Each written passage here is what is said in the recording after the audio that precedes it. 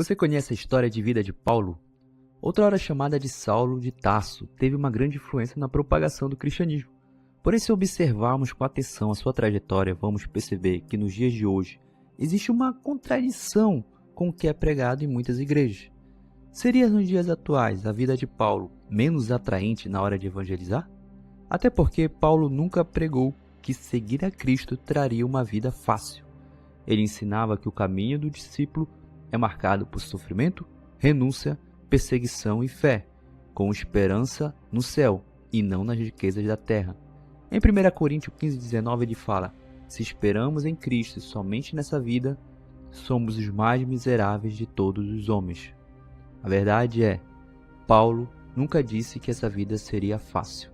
Essa é a verdade que poucos pregam. Paulo, primeiro é conhecido como Saulo, nasceu na região onde hoje é a Turquia. Ele era um fariseu, perseguidor de cristãos e teólogo. Provavelmente ele falava hebraico, aramaico, grego. A caminho de Damasco para prender cristãos, ele foi envolvido por uma luz muito intensa que veio do céu. Então ele caiu no chão e ouviu a voz de Jesus: Saulo, Saulo, por que me persegues? Ele ficou cego por 3 dias. Foi então que um discípulo chamado Ananias, enviado por Deus, o curou e o batizou. Após isso, Saulo tornou-se um seguidor de Cristo e passou a ser chamado de Paulo. Ele fez então 3 grandes viagens missionárias e pregou principalmente aos não-judeus. Paulo escreveu 13 das 27 cartas do Novo Testamento, chamadas Epístolas Paulinas. Paulo, depois da sua conversão, deixa claro que seguir a Cristo não é sinônimo de uma vida fácil, pelo contrário. Ele diz que seguir a Cristo envolve luta, renúncia e sofrimento. Paulo enfrentou prisões, açoites, apedrejamentos, naufrágio, fome, sede, frio, rejeição e solidão. Ele compara a vida cristã como uma batalha, é como uma corrida de resistência, uma guerra espiritual, uma luta diária contra o pecado e o próprio ego. Ele diz também que tem paz em meio à dor. Aprendi a estar contente em toda e qualquer situação. A esperança de Paulo estava no céu. As aflições deste mundo presente não se comparam com a glória que há de vir. Paulo sofreu intensamente por causa de Cristo, mas nunca se considerou uma vítima, pelo contrário, ele olhava para o sofrimento como parte do seu chamado. Ele enfrentava as dores com fé e esperança. Isso nos leva à nossa questão atual. Hoje, infelizmente, muitas igrejas ensinam que ser cristão é sinônimo de riqueza material, conquistas pessoais e vitórias em todas as áreas da nossa vida.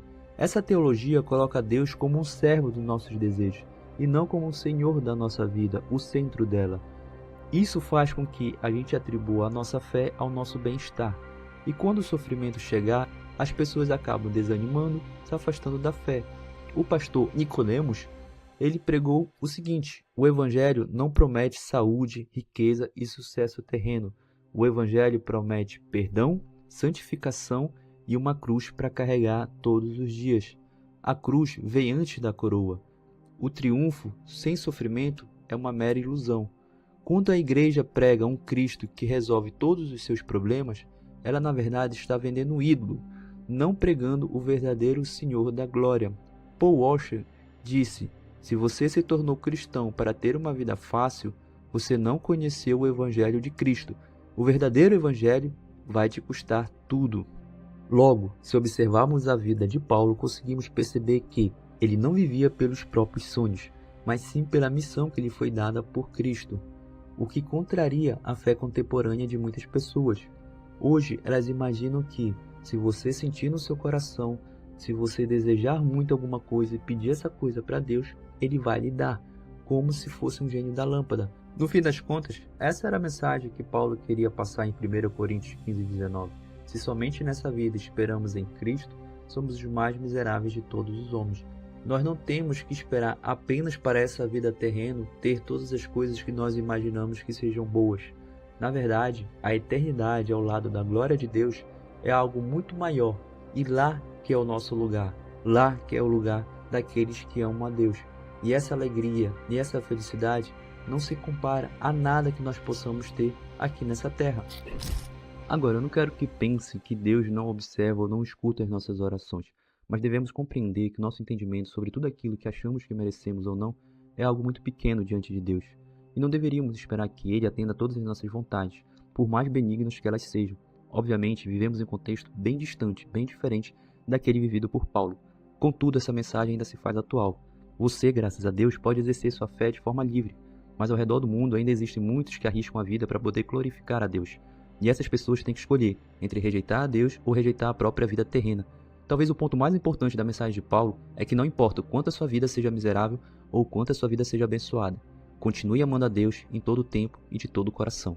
C.S. Lewis, em seu livro Cristianismo Puro e Simples, disse: o cristianismo, se for falso, não tem importância, mas se for verdadeiro, é de importância infinita. A única coisa que ele não pode ser é algo morno.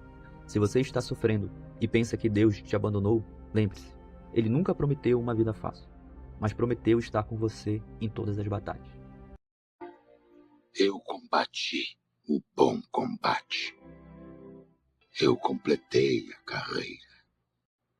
Eu guardei a fé.